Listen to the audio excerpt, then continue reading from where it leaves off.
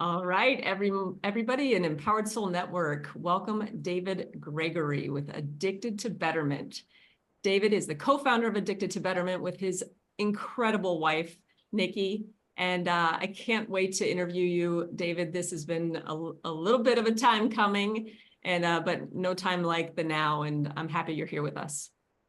Thank you, Sandra. I couldn't be happier, and I'm really glad you used the adjective incredible when describing Nikki, my wife. So she is that. You could have capitalized that and underlined it, and it would have even been better. So she is that. Thank you. I'm excited to be here. Has been a long time coming, but you said it perfectly. Now is the time. So here we are. So tell me a little bit more about Addicted to Betterment. Oh wow. So addicted to betterment is basically every area of life you can get better. So Nikki and I use a practice called the life wheel, in which we divide our life up into buckets. So for me, it's finances, my relationship with her, parenting, a big portion of life, fitness and health, my faith. So you divide it up into life, and we believe you can live a 8 or 9 or 10 consistently in every area. More importantly, um, that if one area is at a 2 and all the other areas are a 8 or 9 or 10, it's very clunky. Nothing is smooth. That they're all intertwined, and so we have these conversations regularly with our friends like Sandra and people like that. And so we ended up saying, man, we have these conversations with coworkers in business, with friends every single day. Why don't we develop this as a platform? And so we have a podcast and things built around that. But that's the quickest way to summarize it for you. That's awesome. And you did a retreat recently, which is how I got to know you. My husband, Chris, and I joined that retreat, which was phenomenal. Thank you. We didn't have, we were actually just talking this morning about some of the things we put together for ourselves and continue to work on together. So just kudos to everything you're doing. It's very exciting and a big need out there. Thank you. And it's interesting what you just said. So one of the things we discovered is having these conversations that elevate your life, doing that with your spouse. That is something that people just really miss out on. And it's not a therapeutic. It's not oh, we're trying to learn how to communicate better, and it does probably help those things. But at the end of the day, if you both have a shared destination, or what you both see is in this area of life, this is living our 10. This is our best version of ourselves. This is where we want to get to. When you both see that and you communicate it, and it just, man, the power in that it's unbelievable. And you just don't see a lot of couples doing that. So congratulations to you and Chris. And I will tell you, thank you for saying that you got a lot out of it, but I feel like you contributed just as much as you got out of it. So we were all better because you and Chris were there. I'll tell you that for sure. And that's the beauty of community, right? That's It just is. like in this Empowered Soul Network, the need to connect with each other and the need to not have, just to even remember that we're not on this journey alone, right? Yeah, and the power is who you share that journey with. You can have people in your life that kind of bring you down a little bit and kind of dim your light, or you can be intentional about having people like you and Chris and spending time who elevate you, and when you leave, they help you find better ways to get to that 10, Yeah. and do that better. So I am a passionate believer in that betterment in life is a shared journey. Whether you want it to be or not, we all have a ripple effect. So, if I'm living my life at an 8 in every area, I'm going to have an 8 ripple effect. I will impact those around me to live at an 8, or pursue that's just the reality. If I'm living my life at a 2, I'm having a 2 ripple effect. And so the opposite is also correct. Who you have around you is their ripple effect is impacting you. And so, if you have people around you that they're living their life at a 2 or a 3 or a 5 or 6, which we all are at sometimes, let's just be real. There's no pretending that we're always at an 8. But if I'm at a 2 or a 3 and I know that, man, I'm going to seek out some people in my life that in that area, they're living theirs at a solid 7 or 8. I'm going to do my best to, have them help me get there, and kind of borrow some of their strength in that, so to speak. So it's a shared journey. It's interesting. So you're talking about it's almost a strategy, right? When you're in that lower vibe, that's one of your strategies. What are some of the things that you do to help maintain that higher vibe for yourself? That's a great question. So at the beginning of this year, I did something I've never done before. I gave a lot of thought to my circle. I'll call it my circle of friends, or circle people that I'm letting influence me. I'm letting speak into my life. And I got very intentional around that. And I will tell you, Sandra, um, the areas of my life that are profoundly improved or profoundly elevated because of that, where I sought out, was intentional about one guy in particular. I'll just, his name's Steve. So a friend of mine, and I knew that I wanted to have him as one of those people that spoke into my life. I admired, respected, and he does things, some that are way better than what I do them. And I actually had to get intentional, almost to the point where I'm like, listen, bro, you and I are going to be friends. So we're going to start meeting for coffee. Like, we have a business relationship. This business stuff it's what I do, but it's not who I am. I want to develop a relationship with you to better who I am. And so, man, what a profound relationship that's been, and consistently elevates me in those areas. So the answer to your question, it actually is an intentional strategy. Actually, I was very upfront with him about it right out of the gate. Like, look, here's why I'm trying to, cultivate this friendship, because and I mean, it's been great. So yes, intentional strategy. I love that. I love the transparency too, just how bold. You remind me of my daughter. She's always been like that, of just like that kind of vibe of like, hey, you want to be friends? Let's go do this. And Yep. to have the clarity in your why, like what are my motives for this? And they're Mhm. obviously such beautiful, pure motives. And to be able to express that to somebody, that's got to be quite a gift for them to receive, even, whether that friendship were to carry on or not. The boldness that you have, and that is something that I've actually received a lot from you, is you just really, you feel it and you express it, and you express it with direct clarity. And I think that's a gift you bring.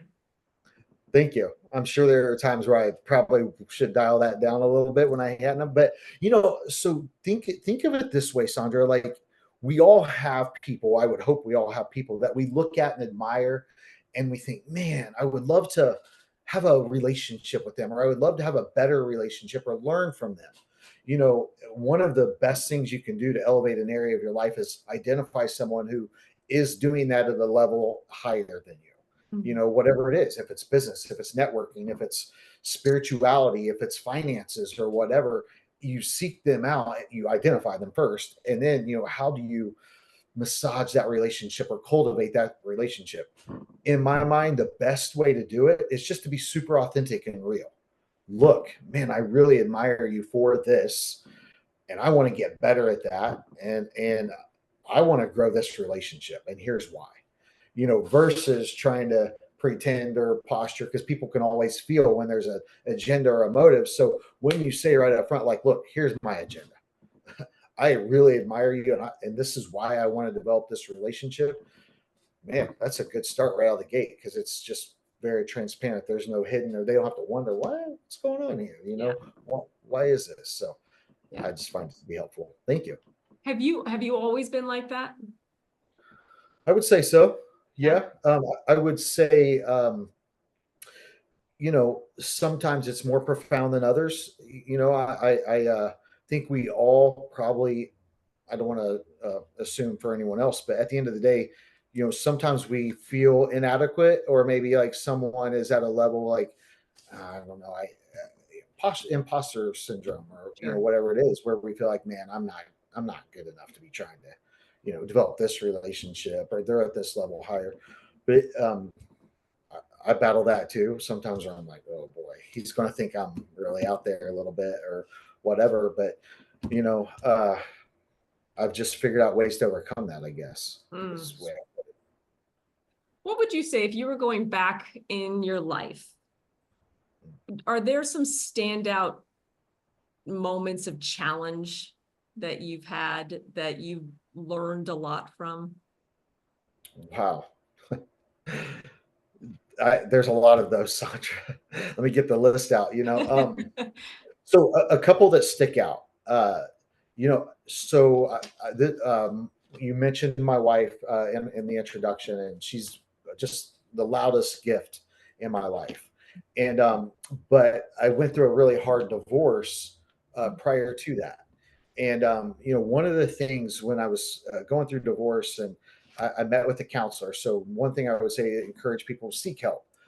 Don't ever feel like, man, I don't want to seek help. I don't want to reach out because it's going to, make me feel weaker or whatever. One of the things I would say is one of the best, most brave, courageous things you can do is say, I need help. So I went and saw, a counselor and just poured myself out to the guy and was like, man, but I wanted to have a great relationship. And, I wanted to be a great husband. I wanted to, my legacy to be this guy is I want to be married for decades and go down as just a great husband and have a great relationship. Well, in that process, this counselor, one of the things he challenged me to do was get super quiet and super clear on who I wanted to be as a man, what I wanted my legacy and my to leave for my kids, and then what that looked like, to get super clear. So that process of just quieting my life a lot, not going out, not having a lot of exterior communication or what I would call outside of what's necessary, and spending a lot of time. I lived on a lake, and I would go out on a kayak in the middle of the night, like 10 o'clock at night, stars are out. And I would just go out in the middle of the water by myself and lay down in the kayak and stare at the stars and get really clear on that. And that, to answer your question, was probably the most profound experience of overcoming a challenge and getting clear. It's just kind of one of those pivotal moments in life that I would call it transformational. A lot of the things I do and habits that I've created in my life are from that time where I just got super clear on the man I wanted to be, how I wanted to show up in business and in life and in my career and as a parent, and all the things. And so that still guides me to this day, actually. Wow.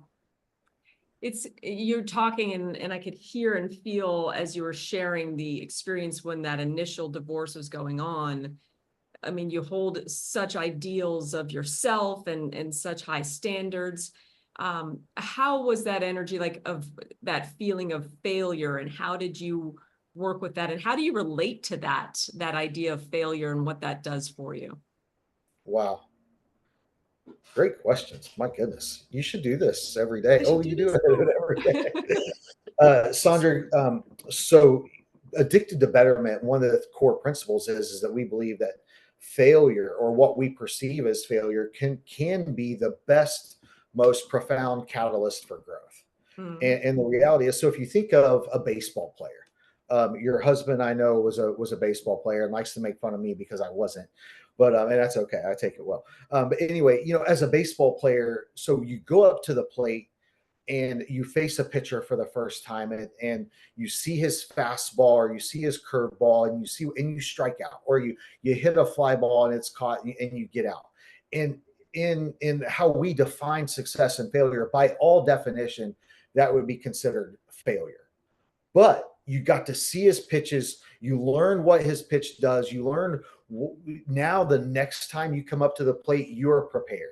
You've seen the action of his fastball, how his curveball, and the next time it might be a key pivotal moment that you come up to the plate and you hit a base hit or out of the park home run or whatever. But you had to go through that failure to set you up for success. You had to learn from it, and I believe that is life. I mean, I would have loved to have avoided a lot of the failures that we call failures that I created for myself. But at the end of the day, whether it's financially, whether it's business, whether it's career, relationships, with friends, with family, with my wife, um, I only can grow from those. I the things I get to experience now are a direct result of the failures that I experienced, the learnings, and the like, oh, okay, I'm not going to do that again. Or, oh, I learned how to do this better. And unfortunately, Sandra, the only way to do that in life is to learn from failure. You can read books, you can listen to podcasts, you can, have friends that tell you, but until you've experienced some of the things yourself, it just, you have to have the failure. It's a necessary ingredient for success, I believe, in any area. Yeah, that's beautiful.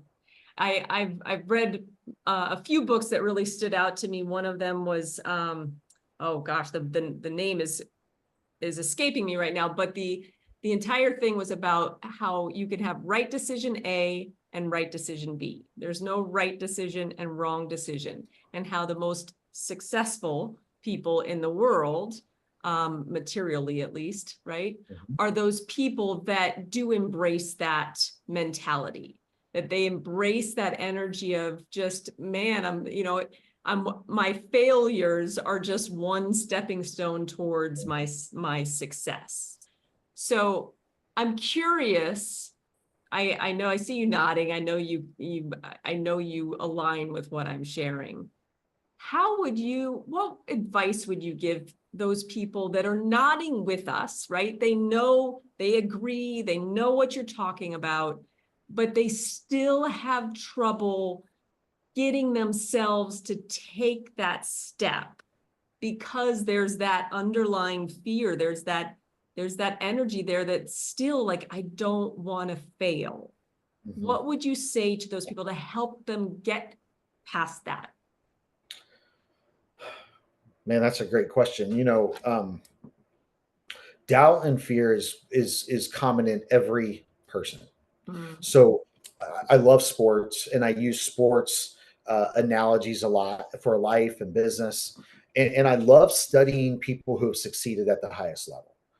So if I look at life and I look at people who have succeeded at the highest level, the interesting thing, Sandra, is those people, if I think of a Michael Jordan or a Kobe Bryant, um, they they experienced the same doubt, the same fear, the same the moment is big or whatever. And Kobe Bryant has a quote that I've used a lot and said he was asked about, in a pivotal moment in the NBA finals when the entire world is watching, or what we feel is the entire world.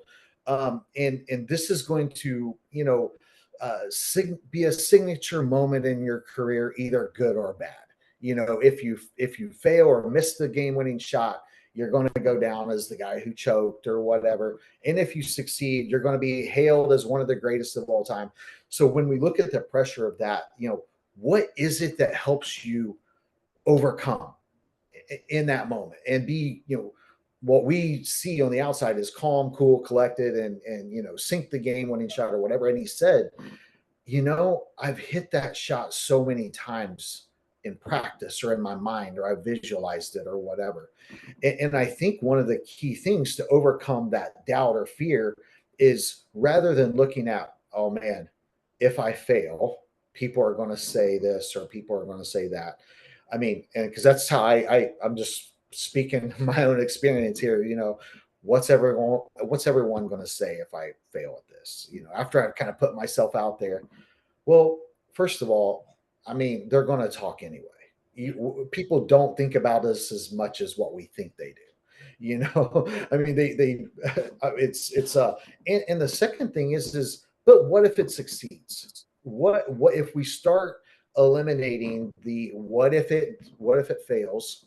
What if, and so what I would say is detach yourself from the outcome. mm, If, because, for example, I love golf. I love watching golf, and imagine that someone is standing over a putt to win a tournament, and if they don't make it, they won't win, or they will lose. And so if you think in terms of the magnitude of failure or success, And so you get yourself caught up, and we all do it. I imagine you do. I know I do. I put myself out there, and if it doesn't, but if we detach ourselves from the outcome and simply do the thing, just simply do the thing. Um, Something I'll share on a more personal note is I'm passionate about men just showing up as great men. It's a passion of mine, and I feel like we as men get distracted with hobbies and sports and business and all the things, and sometimes we take the easy way out, and it's easier to just sit and veg out on TV or scroll on our phone rather than showing up intentional in every area of our life. And there's not a lot of places that men do that together. So all that said, I've been passionate about launching this men's thing here local in Indianapolis where I live. And I've talked about it. I'm passionate about it, and it's core to who I am. It's something I really want to do. Well, I was sitting with a mentor of mine recently and at breakfast, and he said, "Hey, David, your body language changes, your facial expression changes, your tone, your energy change when you talk about this, and you've talked about it forever. Just do it. Just put it on the calendar. You don't have to have it figured out. What if one person shows up? What if 20 shows up? Who cares? If that one person shows up, do it for the one. Just put it on the calendar." And so I was like, "Yeah, I'll do that." And he said, "No, no, no. Do it now. Let's set it right now. Before we get up from breakfast, let's set a date." Oh boy. Now he's put me to the test. I'm sweating, and he's my mentor. Like, I'm not going to let him down. Okay. Sandra, I had so much doubt and fear. Every scenario of how this could go wrong entered my mind. Every single one of every scenario. Like, I mean, people think, man, David's a confident guy. He shows up very confident and he's fearless. I'm actually not. I have a million things going on in my head, and I'm like, oh my gosh, what if I invite people and it's a Saturday? What if nobody shows up? All these things in my head, but we set the date. He held me accountable. So it goes back to what we talked about earlier. Get those people in your life that help you elevate versus bring you down. He held me accountable. I overcame the fear, and there was a lot of it, a lot of self-doubt. And I put it on the calendar, and guess what? It was a success. It actually went great. And we launched a bunch of stuff from that. So that's the best example I can give of the personal side of that. That's such a good example too. And it's so, I feel like the audience listening now, I know I can relate. So I would imagine there's a lot of people that can relate and almost breathe a sigh of relief to know, like, oh, I'm not alone in the fact that, yeah, I'm full, the doubts come in, and that word magnitude that you said, just how the magnitude we place on our decisions, like the decision to do this and whether it's a success or whether it's a failure, and how all of that can create, like, we amplify all of that in our heads. Whereas to the point where it's like the paralyzing effect of that. So it's great to hear you express that and to know, like, oh, you experienced that too. Oh, okay, good. So I can do this too. What you just said, you're so right. Because if we really kind of dig into it a little bit, at the end of the day, if we look at it objectively, like if we were talking to ourselves, we would say, look, you're making this a way bigger deal than it is. Because we think, say, for example, I'm going to launch this thing. If it doesn't go well, it's going to ruin me. People are going to say this or say that. When the reality is, Sandra, that isn't even true. If whatever we launched didn't go well, we could restart something the next week, the next month. And we place this elevated or amplified, use the word amplified, this amplified version of what could go wrong and how bad it could be. And at the end of the day, we're not going to die. You're not going to lose your life. You're not going to, you can restart. What if it does fail? It's okay. We'll do it again, or we'll try again, or we'll do it different, or we'll do something, whatever. We just get in our heads too much. And I do it. I'm looking in the mirror when I say this, and then if we really dial it down, it's like launching that men's thing. If nobody showed up, so what? Who cares? It's okay. But in my mind, my pride, my ego, all the things are speaking into my life, and I'm like, oh man, what's everybody going to say, or what's everybody going to if it doesn't go well? So yeah, we do that a lot. You know, I grew up with this phrase that was instilled in me of there are no mistakes, only stepping stones. That Love it. each stone takes us to the next thing. And I'm reminded when you say that, I like to use a golf analogy actually, about how when you're at the tee box, you don't necessarily see the flag, right? Maybe you do, depending on how long it is, but maybe That's you good. don't. You just kind of have a sense for where it is based Mm, on the roadmap you're given, right? But then when you hit the ball and you start walking down that hopefully the fairway, right? I'm not using the right terms. When you start walking down that, you get closer and closer, and all of a sudden the flag is clear.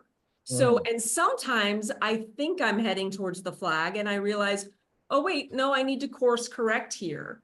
But there's a necessity to hit the ball and start walking. And so mm. that's what I hear you saying, even that example about the men's, that men's program that you've started. It's like, okay, great. Let me start that. Let me get involved in it and let's see where it takes me. Maybe it's where I think it is, where I think it's supposed to go. And maybe it's something completely different, but I won't know until I start down the path. That's so good. I mean, and it's very possible you'll hit it in the woods and you got to chip it out, but you're never going to know until you put the ball on the tee and you stand and you hit the ball. I took a lot of notes on that part you just talked about because that's really good. I'll have to steal that for sure. Yeah. That's awesome. Well, yeah, you've inspired that. And then what you learn when you're in the woods, right? How are we learning and how are we growing? There's so much. Sometimes I learn way more when I'm in the woods, right? Than when I'm on that nice, beautiful green grass, actually, a lot of time. Yeah. Well, yeah, you're so spot on. And it's interesting. I feel like, so one of the, going back a few questions, another pivotal moment in my life was watching the movie The Secret. Mm.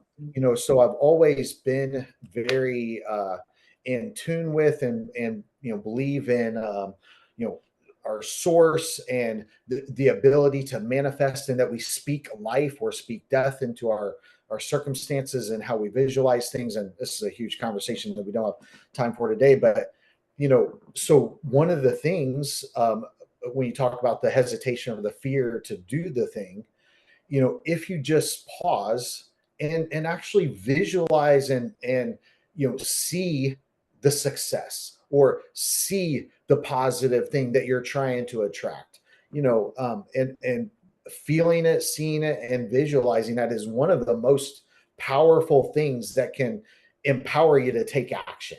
When you start to, let's just say someone's wanting to launch a business and the fear of what if it goes wrong? What if I lose all my money? What if I go broke? What if, my friends, all this? Okay. But if you visualize and get super connected to the why and what it's going to feel like, everything that you dreamed of, everything, if you accomplish that or even better or more, and you embrace the feeling and really get connected to that, Mm. you can propel yourself in that direction from that. And I think that's one of the most pivotal moments that in my life is watching that and then really diving into the principles and laws of attraction and how we're connected with energy and how to utilize energy and all that. So I believe that is a pivotal part of overcoming fear and doubt that sometimes can paralyze us, honestly. Yeah.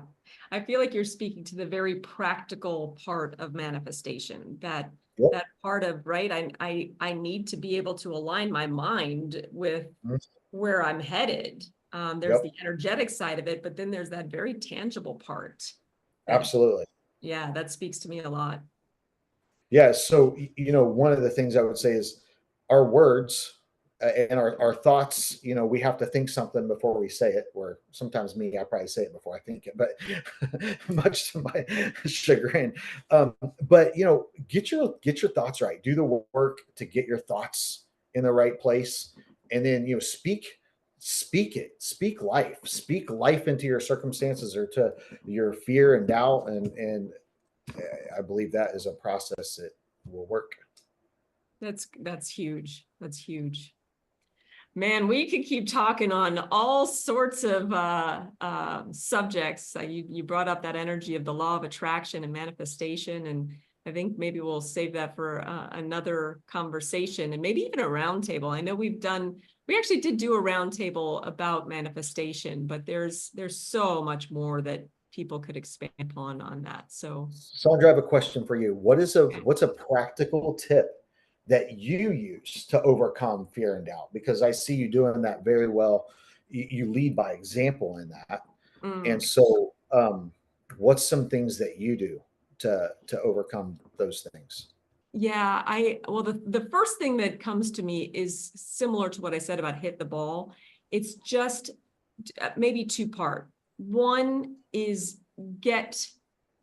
I get myself in a state, right? So if I know I'm about to do something that's scary, that I'm doubtful about, I have to do something beforehand that helps me create that feeling of expansion. So for me, I do some energetic work where I'll get centered and connected with that bigger picture that I'm a soul and I'm just here learning and growing, and not just the concept of that, but I have to feel it through my being. And then I'll tend to do something kind of robust, or maybe those are flipped sometimes, depending on how affected I am by what I'm about to do.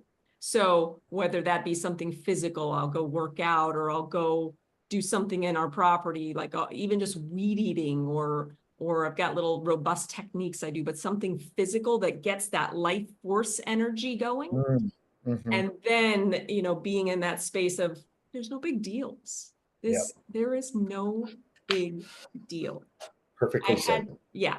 That to me is the energy to be in. And then it's just like, okay, let's play. Let's see what happens. Let's go. I love it. Man, I should be interviewing you on this show. You got all the great content. Oh, no, vice versa. I mean, it's a collaborative journey, right? That's the thing I love about this kind of thing. And even just the interaction in an interview is we build upon each other, right? We inspire each other. So what you say brings out of me something, and vice versa. And hopefully to the people that are watching this, it's the same kind of thing. It's like all of you out there, I'm going to speak to you for a second, right? You all have your answers within.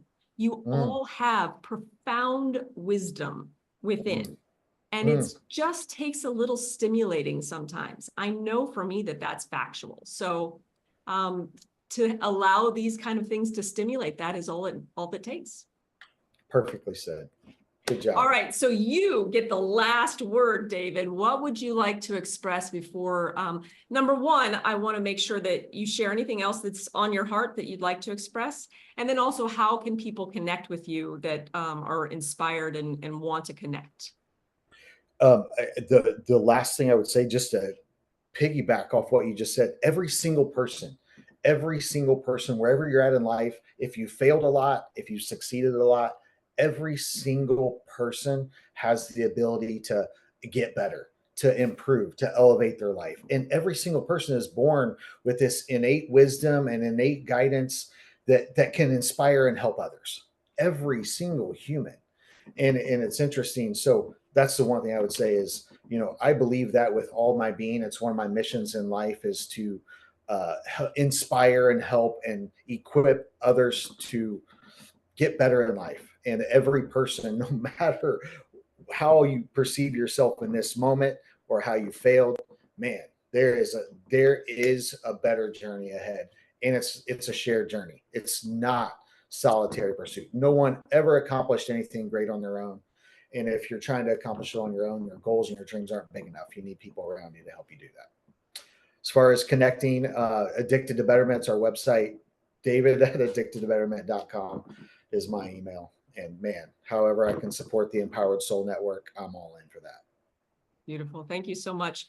I was covered in goosebumps when you were sharing that last bit. So thank you for that. That was a need to hear and to feel, and appreciate you a lot, David. Same, 100% mutual. Awesome. Thanks for being here. See ya. Everybody, you've been listening to David Gregory with Addicted to Betterment, and we will I will post the links for how they can connect with you in the comments in our video as well. Thank you, Sandra. All right, have a great one.